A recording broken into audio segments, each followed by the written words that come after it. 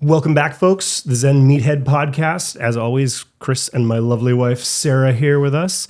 We have brought in another friend today, Bri Martinez. It came to our attention in chatting with Bri that we've talked a lot about health and wellness and a lot of stuff more aimed at men and maybe the rites of passage of men and these types of things. And we haven't really talked about that specific to women. So turns out you're a little bit of an area expert on this. Totally. We always start with a quote. In fact, while we brought you in here, we were talking about quotes, and it appears you have one of your own, and we would love to hear it. Yes, actually, I just reread this quote yesterday and was like, this is just the perfect quote. It comes from Clarissa Pinkola Estes, who wrote the book Women Who Run with the Wolves, which is all about the wild feminine archetype. And she says, when we lose touch with the instinctive psyche, we live in a semi-destroyed state, and images and powers that are natural to the feminine are not allowed full development. And I will read that one more time because that is a really deep That's quote. a lot to break down. I got goosebumps. Yeah, I was like, When we lose touch with the instinctive psyche, we live in a semi-destroyed state, and images and powers that are natural to the feminine are not allowed full development. Boy, that's a mouthful. Yeah. So that is what I'm the most passionate about, is bringing back that wisdom of the feminine to us. Yeah. So it's almost that concept of you kind of have to disconnect to reconnect. Yes. Because modern day society, Yes. inundated with constant stuff, you never get a chance to tune out, listen to your body, what's going on. Yeah. Yes, definitely. Know thyself. Yeah. So you run your own business called Wild Moon, wildmoon.org for people who want to check it out. Wild-moon. Wild, is it Wild Dash or Wild Dash. Wild-moon.org. Yeah. So what does Wild Moon do? I lead soul-centered adventures for women. I do one-on-one coaching and backpacking trips that help women reconnect with their true self, their most powerful selves, and just become more spiritually connected to themselves through menstrual cycle awareness and nature connection and outdoor skills. So then menstrual cycle awareness, outdoor skills, you're kind of bringing the female rites of passage and the outdoors, which I think might be an interesting leap for a lot of folks who don't spend a lot of time outdoors intentionally. Yes, definitely. And it's so special to be able to spend time outdoors. And I like to lead the backpacking trips to be fully immersed in the wilderness, but you can also get a ton of really important nature connection just in your backyard too. So, and a lot of the nature connection practices that I do are focused on just using your senses wherever you are. Okay, so I want to dig in. I, having not grown up as a woman, I'm completely ill prepared to speak on this, but we talked a little bit. You grew up with sisters, a mother and sisters. That's true. So Somewhat aware, I wouldn't say you're ill prepared. You're probably more prepared than most. But if we want to talk about the menstrual cycle and all of that, I'm pretty lost. I know the basics, but I think not a lot of women either, or either a lot of women out there that would also feel lost in it, and all they know is like just. It feels very binary. Yeah, I bleed once a month, and you I either get PMS. are or you aren't. Yeah. So so how does that break down? Or how does this integration occur? You talk. Let's take a step back. Okay, sorry, You're getting too far into it. my mind is running. I know. Write it down.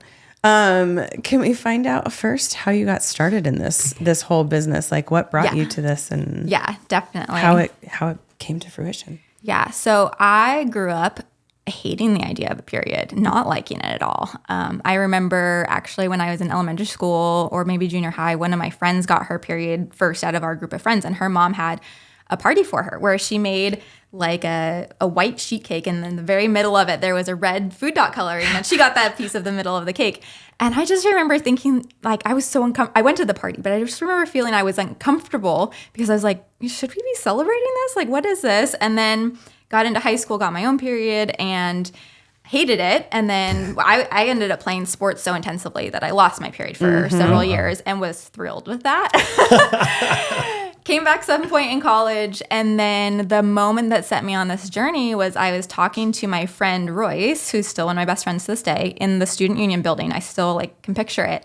And she sort of like bent over and like grabbed her stomach and she was like, oh, cramps. I love this feeling. And I was just like, what are you talking about?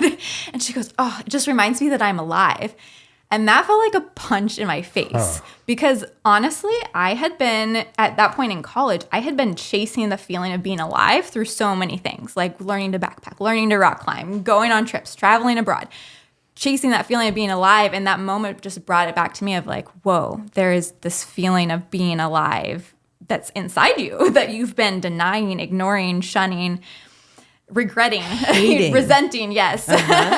So yeah, that was the moment. And from that moment on, I started Googling, and this was earlier in the internet. I don't know if Instagram was even a thing yet. And just Googling and trying to find stuff and just feeling like I couldn't find what I wanted to find.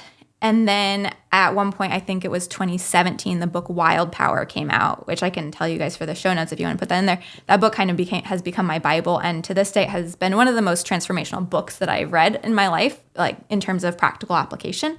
And it talks about the menstrual cycle in terms of inner seasons and how each of the 4 phases of the menstrual cycle corresponds with the season internally, and started journaling every day about how I felt and comparing it month to month, and just learned so much about myself. And I was like, wow, there's magic in here. Yeah. What would you say is like the top thing that you learned about yourself in that process? How to accept myself, I think, in all the different ways, because we're brought up in a culture that asks you to be the same person every day as a woman, which it's really interesting that men's hormones cycle on a 24-hour cycle. So they kind of are hormonally the same every day. Women's take the full 28-ish days to cycle. And so in terms of energy, in terms of mood, in terms of nutritional needs, exercise needs, all those things, we are not the same day to day. Yeah. And how interesting that we all started out as the same, like, biological sex, and then at some point we turned into these such different creatures with such different capabilities. And yet, you know, medical science, or at least Western medical science, is always talking about like, oh yeah, women are just tiny men. Yeah, totally. And you're like, what? Not really. Yes. So how does that mapping work? You know, obviously the 4 seasons. How does that relate to the menstrual cycle? Yeah, this is best seen visually, and I'm going to give you guys a guide to moon journaling / these cycles that if people want to download it and, you know, follow along or whatever, it's best to see visually. So if you have the capability of downloading it right now, you should go do that. Hit pause right now, download the visuals. Because it can follow along at home. We'll have it just pop up right about now on the screen. Right. Yeah. It's the second to last page of the guide, but it's kind of hard to explain verbally, so it's best to see visually. So we have menstruation to start with. Everybody knows what that is. And that corresponds with an inner winter feeling. So if you think about winter time, that's generally a time for rest, relaxation, rebuilding, things like that. That's often what our menstrual cycles, what we need in our menstrual phase. Up, yes, like refreshing, renewing. And there's also this component of visioning too, of, you know, taking that time to remove yourself from the outward pace of the world and just listen to yourself. And so that comes up really strongly in menstruation. And then after menstruation, you move into the follicular phase, which is when your estrogen starts building again. And that corresponds with an inner spring feeling. So if you think about how you feel during springtime, it's like things get really exciting. Like people are just happy because the sun's coming back, things are green, everything's beautiful. And that's how you can feel during that follicular energetic phase. Yes, newness, And then you have the ovulatory phase, which can correspond with an inner summer. And that is like the height of everything. You know, things are in full swing. That's when hormonally you're most fertile, and also when your hormones kind of hit this peak, at least estrogen hits this peak energy. And you can have a lot of full energy. And it also has this feeling of arrival, you know, whereas the spring is this ascending energy. It's very transitional, feels very dynamic and fluid. The summer is kind of like, I've arrived, you know. If you think about like summer vacation, it's like, whew, like we made it here. Well, and it's also interesting to note that women are actually perceived as more attractive during ovulation. Like there's like summer loving, fun, like vibrant. Yeah. So if you see your woman looking damn fine, be careful. Oh, I noticed that myself in the mirror. Like hair's bouncy and shiny. Yes. Your eyes are nice and bright. It's very visually apparent to me throughout my own cycle. And also one thing I will note is that checkout clerks will flirt with me more when I'm in the spring-summer phase. It's apparent to other people whether they know it or not. Right. You know? It's pheromonal. So, like at an animal level, they're just interacting based on what they're seeing. And they're like, ooh, I'm intrigued. Exactly. Yeah. So then after the summer, we move into the premenstrual phase. And that's another phase that a lot of people are familiar with, you know, in our culture that gets a really bad rap. And that's, and that's corresponds with the inner autumn feeling. And so that's the descending energy. That's the counter component to the ascending energy of the spring. So I like to note that, you know, if you looked at this on a circle, you know, if you drew a circle and put the 4 seasons, you know, in their places around the circle, you would notice that the spring and autumn are across from each other and they have really similar qualities, even though they're very different. One is ascending, one is descending. They have that transitional feeling of things are changing, which can feel really challenging in some ways. Because there are some women that their spring does not feel very good because they would rather stay in their little cocoon or whatever. But it's that transition that can be either challenging or exhilarating. And then if you look at the summer and winter, those are across from each other on the circle. And those have a feeling of arrival, a feeling of fullness. Even though winter and summer are obviously very different, it's this feeling of I'm here. Like I've arrived. Yeah. Now it's interesting. So when you describe the menstrual cycle as the 4 seasons, it makes me think to then, is that perhaps why so many women have such a struggle with menopause when it hits? It's because, you know, you've been accustomed to this pattern, this lifestyle, and all of a sudden summer, all of it kind of goes away. Yes. Or it just gets stupid. I'm going to throw one more cycle in here, which is on that chart. So the life cycle. So if you look at a woman's life cycle, at least after they've hit puberty, after they've had their period, because childhood is kind of its own thing, but you have the inner spring is like your teenage, early 20 years when you've got that fresh energy. Everything feels new. I can do anything, that optimism. Then you have your, 20s to 40s where that's sort of your summer. The summer of your lifetime.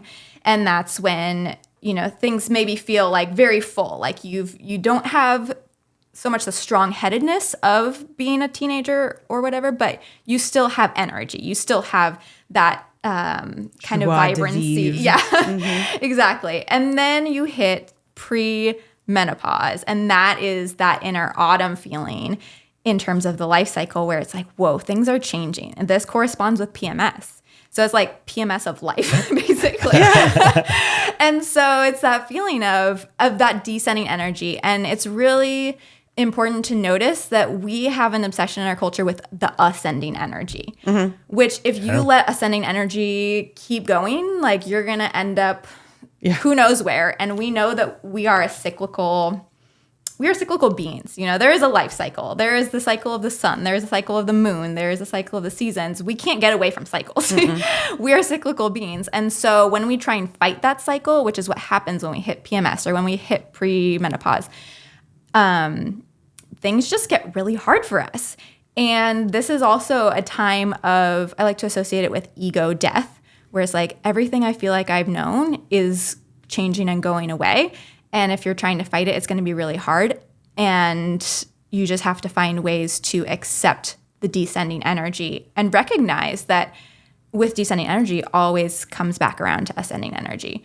And so then we have the inner winter, which that's like after you've gone through menopause and kind of everything has calmed down a little bit. Like you don't have all the crazy changing hormones. You've arrived there again, and that's kind of like menstruation in the cycle of the menstrual cycle. And so I also like to point out that we get a chance as women to experience death every month. So we're going through that mini cycle every month. And that's preparing us for each of these stages of our lives, preparing us for when we get to perimenopause, when we get to menopause, preparing us for death, you know? And I really contemplate that, because when I get to the end of my cycle, I really do feel like you were talking about seeing yourself in the mirror. Like, I feel like, oh my gosh, is this what I'm going to feel like when I look in the mirror when I'm like 50 or something? Yeah. You know, because you can just notice it. And so it's helping me prepare for that feeling of you're not going to be young forever. You know, young is part of the circle. Yeah. And you need the whole circle. So, yeah. So a couple of things came up for me. Moon journaling. Yeah. Tell me more about this. What is moon journaling? Yeah, so this is the best way to find out about your cycle. You can read books, and I really highly recommend Wild Power. You can read Instagram posts or whatever, but the best way to learn for yourself is to journal your own cycle, and it's not complicated. It's really just write down what day it is, write down where you're at in your cycle, and if you don't know, day 1 is the day you start bleeding, not including any spotting or anything, and then you just restart every month. 28 days. Yes, 28-ish, depending on your cycle. And then you just write down what you notice about the day. And it could be physical symptoms, emotional, mental, spiritual, and just, you know, how hungry you were, how tired you were, what activities you felt like doing. Were you social? Were you not? You know, what was your sex drive like? You know, any of those things that show us, you know, what our energy is like. And in the guide that I have a whole list of things that you can choose to write about. I would write like 4 or 5 sentences for the day. And then say I was on day 5, I would write day 5, and then I would go back and look at my previous day 5s for the month. And I did that for 2 years straight. And I learned so much, because there were times when I was like, and I know other friends have had the same experience, where I'd like write my thing and then I'd go back and be like, whoa, I wrote the same or a really similar thing. Yeah. Every time. Yeah. So you noticed really tight correlations of like, I feel terrible today, like day 7 or wherever the day is. Like, all I want to do is rip people's faces off. Yes. Yeah. Or I just want to dance in the grocery store. Exactly. Yeah. And I went a step further, where this is kind of nerdy, but I love data.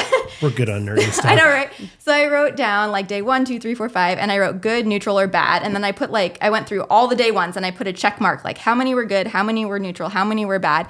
And it was really interesting, because I could see that day 5 was generally a very good day for me. Day 21, generally a very bad day for me. And it was really interesting to see those check marks kind of shift over the course of the days. And so now I know that day 21-ish is a day where I will have really irrationally emotional energy. It's like, it's kind of a same feeling of just like, wanting to rip people's faces off, you know?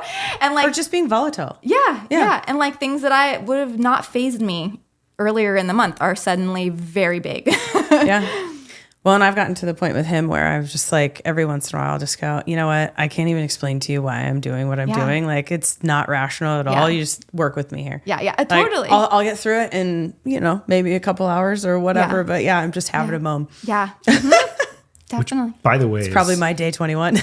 It's kind of awesome. Like it is nice when you just get the feedback of like, oh, like that's where you're at. Like, cool. I won't take anything personally. I won't. Yeah. Now, so with that data now, that's kind of brilliant in the respect of like, you know, you're going for some huge new job or something. Right. And your interview lands on day 21. You might just be like, can we push that or pull it either way, just a few days? Exactly. Like, yeah. And I'll notice other things too. Like when I was a personal trainer, I would notice that during day, like the end of my cycle, I would have a really hard time articulating to somebody what I was trying to, like I would just fumble my words a lot. Lose your nouns. Exactly. Yeah. And then the rest of my cycle, or the early part of my cycle, I'd feel like I was just like on, you know, like, oh man, that was such a great session. So yeah, it's really good to be aware of those things, because when you are planning things, you can be like, yeah, I definitely don't want to do that time. But a new thing I've been playing with actually is, okay, life doesn't always play along, right? So you have to sometimes schedule things when you wouldn't want to.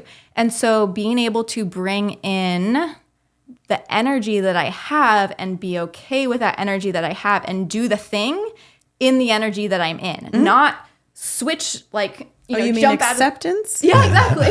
Yeah. So So not jump out of the railroad track that I'm on and try and get into another railroad track to like bust through this thing, but just like stay on the track I'm on and just, still do the thing with acceptance. And if it turns out different than what I expected or what other people expected, like that was just how it was. Well, and you could even go so granular as to break it down into like afternoon and morning if you wanted to like get super crazy nerdy and be like, well, I could do day 21, but it needs to be in the morning. Exactly. Yeah. If you know your cycle deeply enough, you can play to all its strengths. Yeah. And, men, if they're not like, you can't necessarily go as deep, but if men are paying attention to their women, like it always blows my mind when he'll look at me and he'll be like, your period's coming up soon, right? Yeah. And I'm like, how do you know that? And he's like, I don't know. I just know. I just pay attention. And I'm like, that's impressive for something that in theory for me, like mine are very chill. Like as a general rule, they're not problematic at all. And for him to pay attention to it that deeply in that, like in a detail is, it's wild. And it's such an energetic thing too. And I assume for people that have been together for so long, it's like that's just an energy that you're feeling. There maybe isn't even like an event that has happened. It's just an energy. Yeah. It is really interesting to think about because we've definitely in the last number of years explored more, as we like to call it, the woo woo. Yeah. And just exactly that, being tuned in with energy. Yeah. It just strikes me sometimes like, hey, it's about that time, isn't it? Yeah. Yeah. Oh, yeah, I guess it is. That's so cool. Yeah, I love it for partners. Like anytime my friends are like, oh yeah, I've been talking about this with my partner. I have several friends that I've kind of like pulled along this journey with me, and they tell me that they talk about it with their partners. And one of my friends was doing like a tracking app where it sent emails to their partner to let them know when they were going into different phases. And she was like, yeah, I guess the app got broken or something. And then he started asking me like, hey, I'm not getting those emails anymore. like, I don't know when to buy you chocolates and run you a bubble bath. I was going to say, especially if your partner has like really like tumultuous, horrible, like, these are a few days that you want to like be on top of stuff. And that was another thing that I've noticed just anecdotally, and I've never really tested it scientifically, but it is my experience that the women who have difficulty with periods also often have difficulty with pregnancies. That it's like the same flood of hormones that's making you miserable when you're having your period is very similar. And so, like for me, at least I only had one, but like it was a total non-issue. It was awesome. Yeah. Like I felt great. Yeah. Yeah. And also, I don't deal with like the hormonal medical side of things because there's a lot of people out there that help women with like readjusting the hormones if they're out of whack. But I'm a firm believer that paying attention to your cycle can sometimes just shift it on its own because you're listening to your body and your body's just like, thank you. Or you're giving yourself the rest when you need it. And that's just going to feed back into the good energy that your body needs to heal whatever's going on. Yeah. So. Well, and anytime that you're accepting yourself for what you like, where you are, like that's only going to garner positive results. Yes. Right? Yes. What other sort of practical applications does this, so we want to talk about how you help people get to this level of understanding and awareness. And so we want to talk about that, but I also am curious, like if people are wondering, if our listeners are wondering like, well, how do I, what's in it for me? Yeah. What other sort of practical applications does this help people with? I would imagine like you think about it in a short term and you go, oh, there's so little. Yeah. But then as you go through your daily life, you figure out like your mom, your sister, your daughter, your wife, like the people that you work with. And then you start paying attention to like how cyclical things are. Yeah. And so. Yeah. I mean, I think the biggest thing about it is that imagine if every woman all of a sudden was just like in tune with their cycle and they knew when to run with it and when to rest, and how much more creativity and love and amazingness would be out in the world because we're not fighting against ourselves.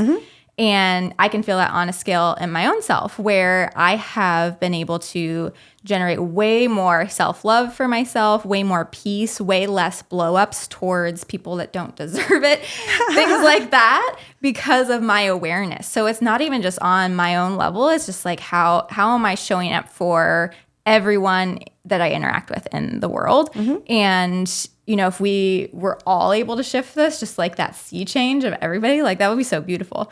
So I think that's one of the major reasons to do it, and one of the biggest practical applications, although it may seem a little woo-woo, like, but I don't know. Yeah. I mean, I can't imagine it would be bad for the accidental pregnancy rate. If women literally knew like the day that they are ovulating and the day that they're not, it'd be like, hey. Yeah, and the fertility applications too, whether you're trying to get pregnant or not trying to get pregnant. So there's a lot. We can even go into exercise. Like if your exercise looks exactly the same every week, you may be, and I don't want to speak for everybody, but you may be burning out your body because your body needs different inputs. And nutritionally, again, if you're not listening to what your body needs, you might not be giving it what it needs. And then business-wise too, or work-wise, you know, there are some companies, mainly in the UK, I think. The UK, I think, is way ahead of us in terms of this, that are giving women time off around their period, which is just like so smart. And hard at the same time for me, even though I know it's so needed, it's hard for me to realize, or hard for me to imagine us doing that in America. Yeah. Because I'm just like, I don't think anybody would do that. I think there are some companies, maybe Google's doing it a little bit or something. But I notice a huge difference in my ability to have energy in the part of my cycle where I'm supposed to have energy if I don't burn myself out at the end of my cycle. Because if you burn through all that energy and you have nothing left, it takes way longer for you to rebuild than just that like couple days of menstruation. It's just like you've overspent your bank account. You need to catch up. So yeah, in terms of work stuff too, it's, yeah. And if you're an entrepreneur, like I have my own business now, and it's like, yeah, there are times in my cycle where I'm like, I want to be so creative today. And other times where I'm like, I actually just need to take today off or take a couple extra hours off at least. And just things are just not happening, and being able to be okay with that and just be like, yep. And that's great because I am my own boss right now that I can't do that. But, you know, I think about when I was a school teacher where it was just like, nope, you have to be on 100% pretty much every day. Yeah. Even the weekend. So. Yeah. Well, and thinking of it as a closed system, when you say it like, if I expend energy here and I don't restore it here, then as a closed system, it ends up creating a wobble. Exactly. Yeah. Yes. You mentioned again, coming back around archetypes. This is a term that I like. I've explored a lot in terms of men's work. I'm curious to hear more from you about. Yeah, this is another layer. So go back and check that visual chart. Right. Okay, so again, starting. Let's start with the spring this time. I tend to like to start with the spring because, you know, in a circle, there's not really a beginning or end, but I feel like the spring is kind of the beginning. So inner spring, follicular phase, teenage years, all that energy, and also we can tie in the moon cycle here too, the waxing moon, so the increasing moon. That all has this energy, this kind of similar energy of that newness, growth, excitement, adventure, wanting to establish yourself. And so there is an archetype for each of these 4 phases, and I've named them myself, and I encourage people to name them whatever you want to name them. The energy is still there, and if you don't know what an archetype is just a pattern of universal energy that it's sort of like a storyline that has been created for all of humanity that we play out, we have access to. And to me, it's kind of like a little bit of a guidebook of how to live. Like, we're not starting our lives at age 0 with 0 information in our bodies. We have so much information stored in our genetics, and there's a lot of research coming out about like generational trauma and stuff like that. But we also have generational wisdom too that's stored in there. And so these archetypes are that source of generational wisdom. And so I encourage you, as I talk about these archetypes, to think about how and where you see them in your own life. So for the spring, that archetype I call the Virgin Warrior. And you could think of these as goddesses if you wanted to. Some people like that. And it's not virgin in terms of sexually a virgin, but that feeling of The first time, in a sense, yes. The first time. I've never done this before. And the warrior part of it, I've kind of, for each one, I couldn't choose like one specific energy. So I kind of like mashed up two. I love it. I'm kind of like an everything type of person. So the virgin warrior, so the warrior part of it is that establishing yourself. So if you think about a teenager in their life, what kind of energy do they have when they're talking back to their parents, when they're telling them like, oh, I can tell you. Yes, exactly. So that warrior energy of like, I need to establish myself. Differentiate myself from my family, which was okay when I was a child, but now I need to become my own person. And so that virgin warrior energy is an energy that we can feel very strongly during those teen, early 20 years, but we can also tap back into those, especially after you've gone through that phase of like, when I'm doing things, sometimes I'll be like, okay, yeah, I need to like remember what it felt like to be a teenager and just go for this because I don't feel like I have the energy for it, but I know my inner virgin warrior does. So I like pull her out. So I think of them as like little friends that you can just like pull out. Like, like your trusted advisor. Exactly. Yes. And so, yeah, that's the first one. And then the second one would go along with the ovulation, the inner spring. This is the full moon energy, and that's the mother creator energy. So if you think about getting past your virgin warrior phase in life, that's usually when people get into this mothering phase. It can mean having children. It doesn't have to mean having children. Obviously, not every woman has children. And so, but there is definitely, and I don't have my own children, but there is definitely a shift that happens that I have felt between those younger years where you feel very kind of self-centered and like everything's about me. Like I want to learn everything for myself. And even though I don't have children, I have definitely felt the shift into like, what can I give more maternal to the world? Yeah. Like what can I nourish and nurture in the world? So for me right now, it's my business. And for other people, it could be, helping out with their friends or relatives' children, as an aunt or whatever, or artwork. Some people feel very like creative and nurturing about their artwork. So there's also this creator energy too. When you create a child, that's like one of the most creative things you can do, even though it's not technically artwork. No, it is, honestly. I mean, looking at our 18-year-old daughter and just going like, it blows my mind that I grew that. Yeah.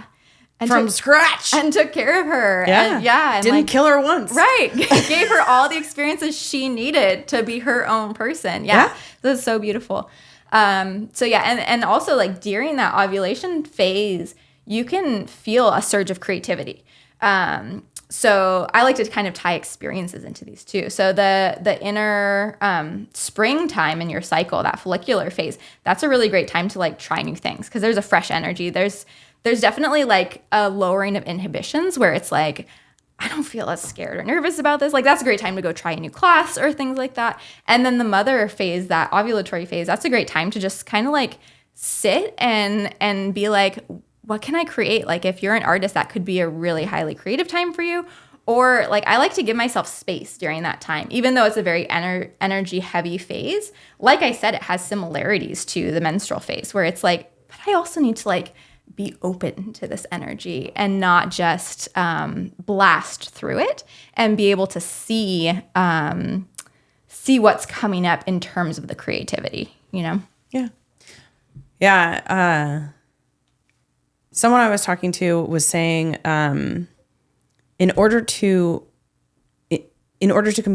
complete your destination, you have to arrive somewhere. Yeah. You have to stop long enough to get there and to be there. Mm-hmm. And so it's almost like the spring and the autumn are the journey. Yeah. And the summer and the winter are like you arriving and being able to take inventory and go, okay, exactly. Where next? Yeah. Yeah. Mm-hmm. And it's so important to note those periods and listen to them because like I know this so well in my own life. It's just like it's so easy to keep going. Mm-hmm. Just keep going.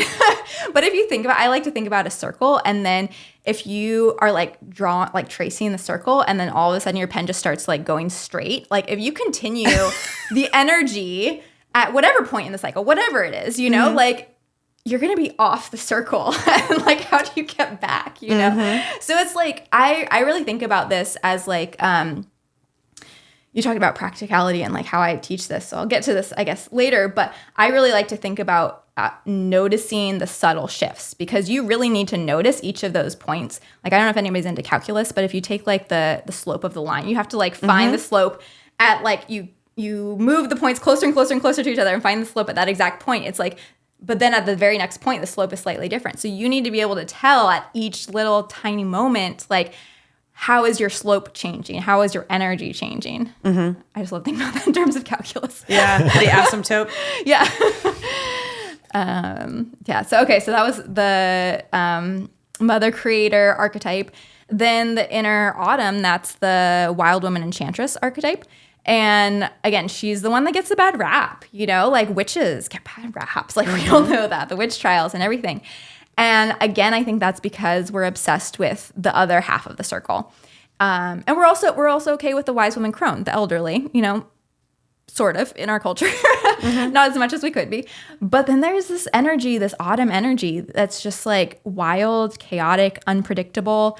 And I think we're scared of it because we don't know really what gifts it has. And that's the most important thing. And that's why when we were talking about like day 21, like I've been in this journey the last many months of being like, okay, it's not enough anymore for me to just know that day 21 is going to happen and to accept myself on day 21. Now I want to learn from it. And it's hard because the emotions overwhelm you. And it's like, I just want to cry right now. Like, I just want to throw the fit. I just want to wallow in my emotions. And so it's really important to look at it. And that's where I think that, so the wild woman is the one that's like that energy that's like kind of throwing the fit and stirring the pot, really. And the enchantress part of it is like, how can I alchemize this?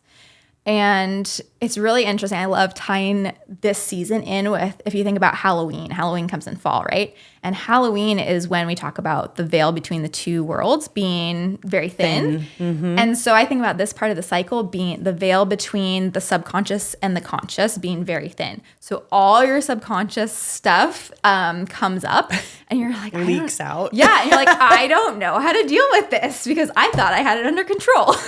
And now I'm finding out that I didn't. Last week was so good. Right. And so it's this really, really special, important time that we have to accept and be okay with. And so we get this chance every month to learn to be okay with it. Every single month. It's like, okay, this again. How can I be okay with it? Okay, this again. How can I be okay with it? And so that's the wild woman enchantress. And it's really, it takes a lot of presence and a lot of just wherewithal to stick with it. Yeah. It's a lot of correlating data that we never thought we would be able to correlate. So right. Yeah. And it's just really important to notice that if we're cyclical beings, every part of the circle, every part of the cycle is equally important. And so, yeah, that's just a thought to help people like with the acceptance of that because it's hard. Speaking from experience. And we still have one more archetype, right? Yeah. So the wise woman crone, she's the archetype of the menstrual cycle. And so once you get through the premenstrual period, at least for me, and I'm not entirely sure if this happens for everybody, once I hit my period, I'm usually like fine, like get the energy back and everything. But what's happening during the menstrual cycle, and in Wild Power, they talk about this, there's this sort of inner journey that happens, like almost another cycle within a cycle of, and it's crazy. They have 5 chambers of menstruation where it's basically like you're separating, you're in this liminal space, this void space, and then there's the integration. So it's that, that's where the rites of passage kind of comes in. Like, I forget who it is that talks about separation, liminality, and reintegration or incorporation. Those are like the 3 stages of a rite of passage. And that really happens during menstruation. If you can slow down and pay attention to it minutely enough, so the separation is usually like the PMS time where it's like, I don't want to be around anybody. Like, I need to go inside. Like, for me, sometimes I love being outside. Sometimes I'll be like, I need to be inside. Like, I need to be in a cocoon space and just feel walls around me or something. There's a separation. And then there's this visioning time where it's like, you really do have this ability to connect more deeply with just the universe. It's, when we talk about death, it's like that's you going back to everything, the universal source. You know, you are no longer yourself. You have remerged with the collective consciousness. Yeah, the collective, the like the oneness of everything. And so in that period space, you have that opportunity to energetically get in touch with that. And then you can receive visions if you slow down enough. And that's another reason why it's important to slow down, not just for like the physical benefits and repair, but if you don't slow down, you can miss key insights, key downloads that your higher self, like the world, the universe is trying to tell you.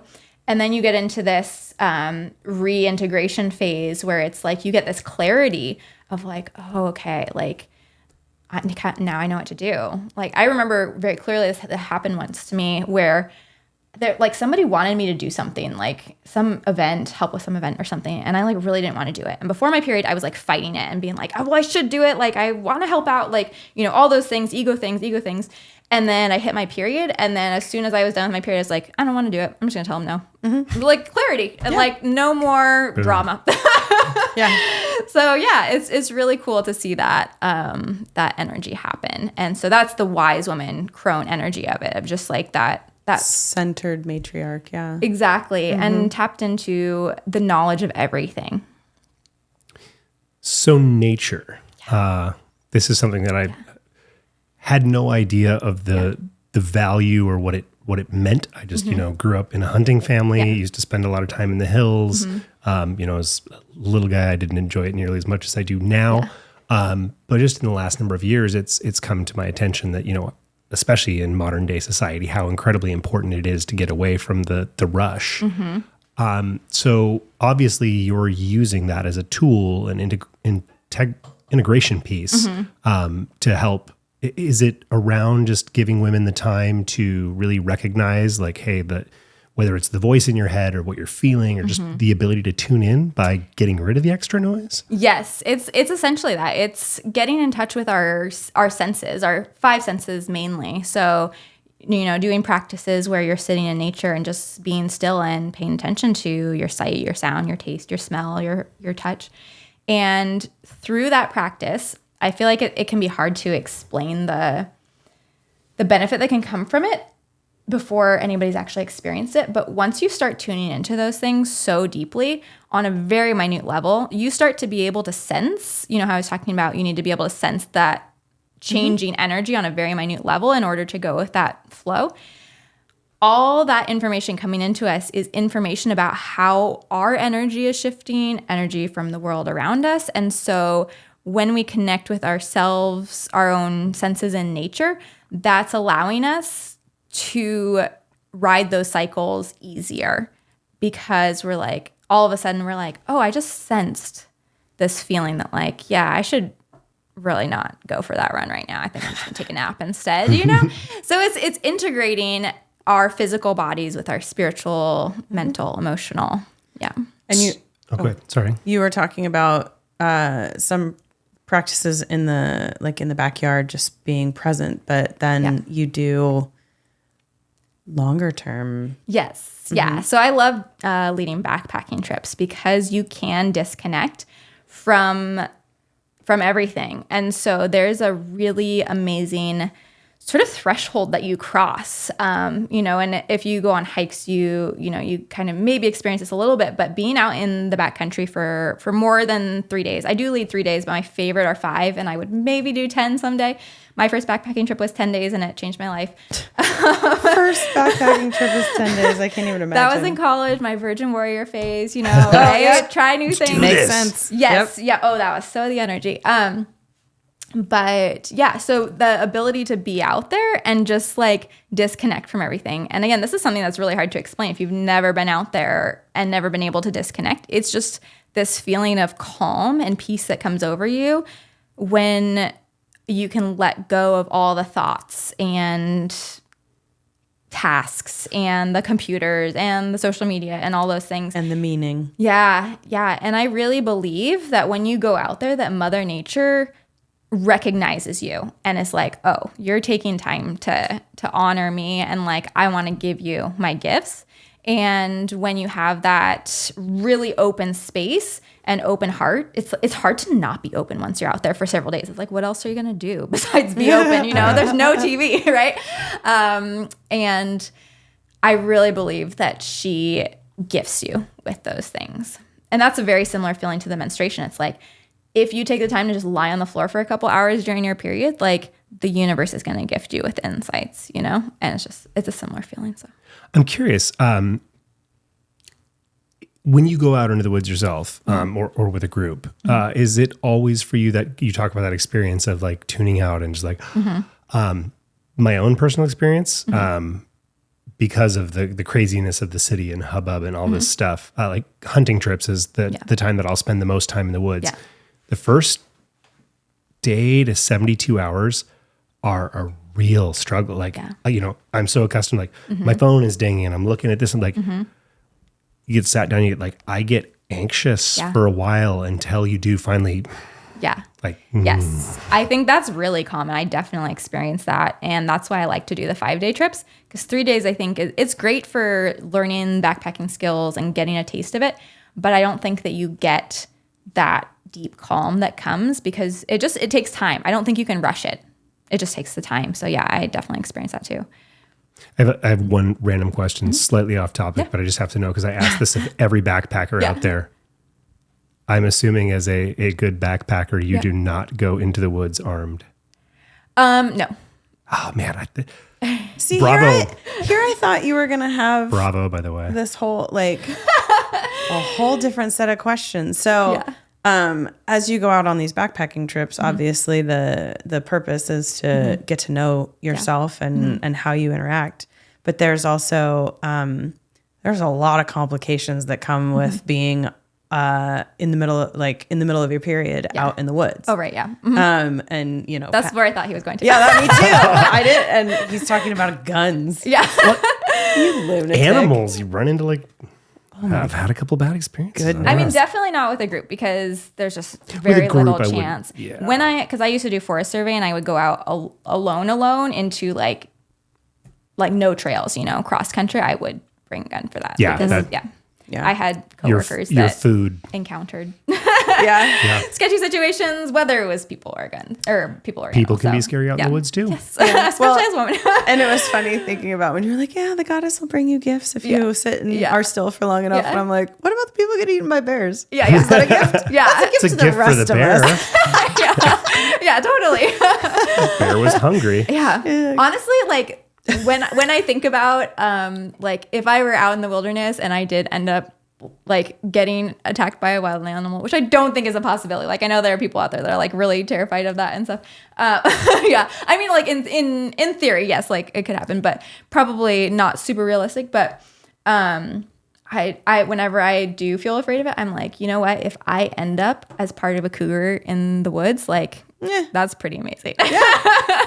It's a story that not many can tell these days. I hope it doesn't suck when it gets to the ending, but just make it quick. Yeah. Mm-hmm.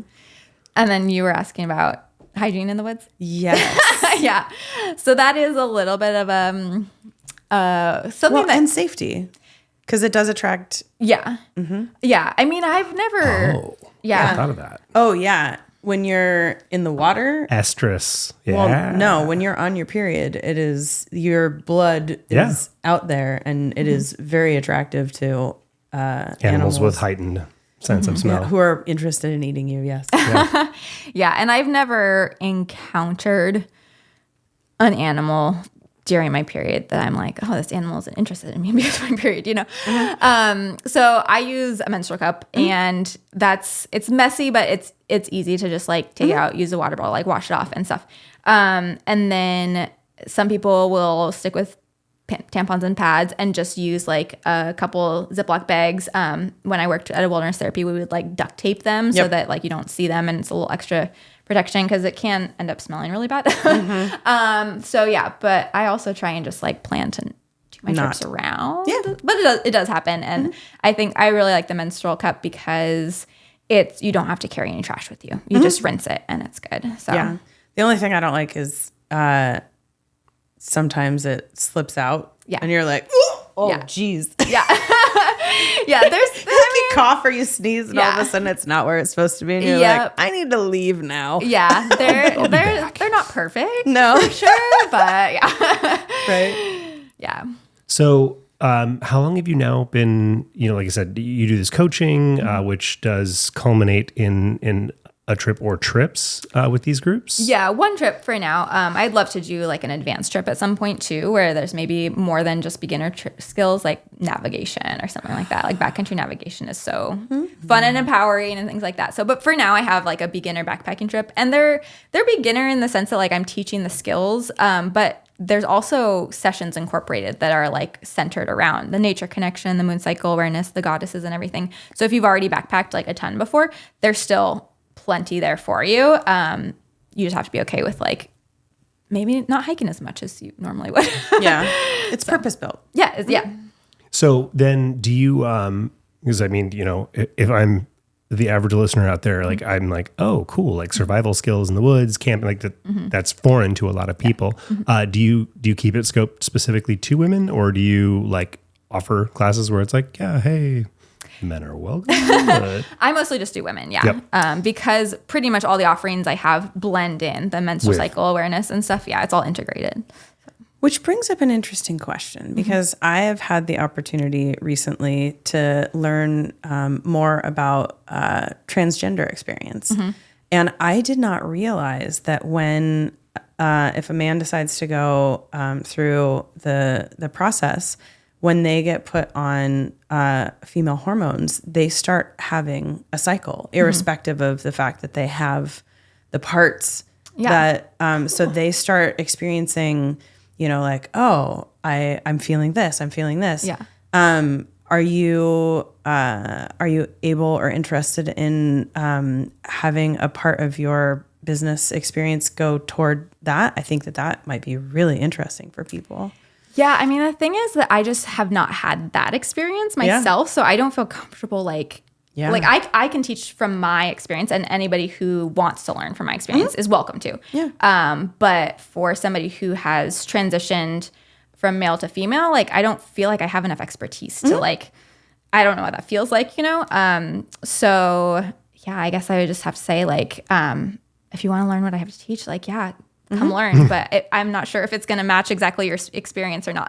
Yeah. I mean, the way that it was described to me sounded very, very similar. Okay, and I was like, whoa. Yeah. I had not expected that. Yeah, totally. So, I mean, the cycle stuff too, like, and I think men you can experience this through the lunar cycle too. Like, I mean, any men listeners out there, if you want to like grab a journal, start the new moon is day 1, the dark moon would be day 1, and then just notice what your, like journal exactly like I explained, and notice what it's like through the lunar cycle.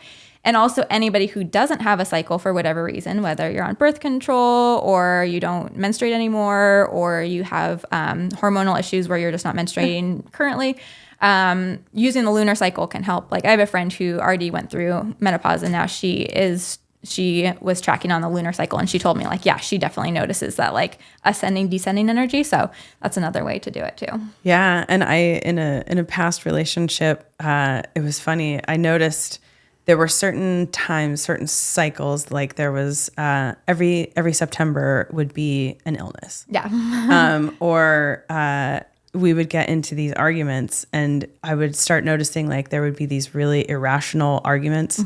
I go, oh, happens like every 4 weeks. That's weird. Yeah. And be like, oh, I'm going to start paying attention to that. So and it applies. And this was a dude. Yeah. So it applies. Like we are all very cyclical beings. I am super mercurial. Boy, I've got some wicked emotional ups and downs. Yeah. I feel like I ought to know this, but I don't. How is the lunar cycle a consistent? Yeah. It's a consistent time frame based on it. Yes. 28 days. Just laughed at me. Oh, that was what I was going. That was where I was headed. Yes. Does it actually map up to 28 days? It does. Interesting. Isn't it though? Yeah, and it's really interesting to note, like I mentioned before, men's hormones cycle on a daily basis. Yep. They are often associated with sun energy, right? Sun cycles on a daily basis. Moon cycles on a monthly basis, and women are associated with that. Fascinating. Yeah. I knew I was going to learn a lot today. Yeah. Well, very cool. So, obviously through your website, wild-moon.org, people can come, and I assume I can go and like, I won't, but women can come and like sign up to do these. Yes. Yeah. The coaching is on there. The backpacking trips are on there. I occasionally do 1-day workshops, mostly in Eugene. That's where I'm located. But yeah. Very Eugene, cool. Texas? Eugene, Oregon. I don't think there's a Eugene, Texas. There Yeah, probably I was is. wondering. I wouldn't be surprised. I know. Probably a Eugene in every state. Probably, yeah. Yep. Is there Call us if you know. Are there other ways that people can reach out to you? You do it strictly through the website? Do you do social media at all? I do Instagram. It's Wild Moon Experiences, all spelled exactly like it sounds, all one word, no characters. Very cool. We'll make sure to get all of that onto the show notes, all that kind of stuff. Other stuff you want to talk about? I don't know if there's things you wanted to particularly cover. Or? Yeah, I mean, I think we covered almost everything. We didn't Covered a really lot. talk about how you got into this, though. Like enough. how you decided to build a business out of this and make That's a good this something. point. Yeah. Yeah. So, I mean, it comes down to just the thing, like I'm a person that follows my passions. Like it's just not a compromise for me, you know? Yeah. Well, and if you you. don't know, this is actually Robert Martinez's daughter, who we had on a previous show. So. Yeah. And is coming back soon. Yeah. Yeah. Yeah. And I, of me and my brother, my sister, I'm the most like my dad's. we're adventure buddies. But yeah, so I kind of took all the experiences of my life I started with wanting to do the backpacking trips. And I think that was the first thing that I really had a life-changing experience with, was that 10-day backpacking trip in college. And just that feeling of like complete freedom and just like, whoa, like I didn't know this feeling existed, and that I wanted to share that with people. And so that was my original idea. It was like, oh, I want to do backpacking trips, and like, let's do it with women, you know? And actually, I think the women part came next, was when like I said in the beginning, my friend was like, oh, I feel so alive when I feel cramps. I was like, what? And so then I went down that road, and I was like, I learned all the stuff we just talked about, and I'm still learning, but I was like, oh my gosh, like women really need to learn this. And so I was like, I'm going to mash those two things together.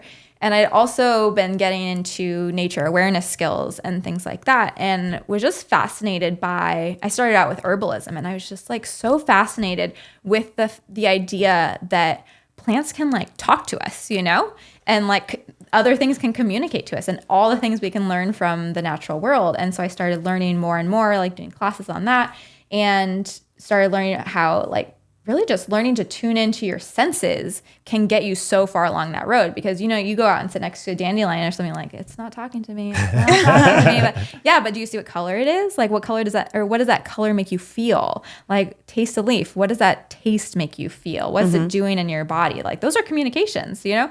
And so I started to be like, okay, wow, like our senses are just a way of communicating to us.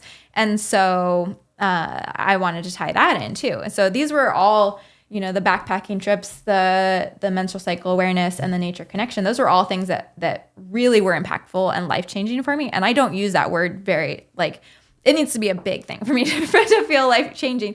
And so I was like, I want to blend all of these together. And just, you know, like I said, I have to follow my passions. Like, it's not a compromise for me. Like, I just have an energizer battery going that way in my life. So I'm the same way. yeah. It's beautiful to not get tangled up in the having to chase money. Yeah, I know. So, I mean, I do have to do other things to make money, but I have tried to make that as much in the corner of my existence as possible while doing these things. Ancillary. Yeah. Do what you love. You never work another day. Exactly. Yeah. Yeah. Alrighty. Well, we will get all the stuff put together. And yeah. Thank you for coming to join us. Thank you Thanks so so much. much for having me on. It's been such a fun conversation. Yeah. So, And- Oh, wait, we didn't ask. Do you have any nexus with the Pro Club? When she said she was a personal trainer, I was like, did you work for the Pro Club? Oh, no. Actually, I worked for a very small PT clinic / gym in Eugene, All right. Oregon. We just had to check because, you know, we've run into an inordinate number of people who Interesting. are, like either worked there or. Yeah, no. Midway no. through a podcast, like, I worked at the Pro Club too. Like, what? Oh, interesting. Yeah. So it's now become a thing. It's a joke. Yeah. Yeah. Okay. Well, maybe someday. Well, I don't know. So, yeah. Never know. Yeah. Alrighty, folks. As always, love you lots. Yep. Thank you so much. Stay elevated.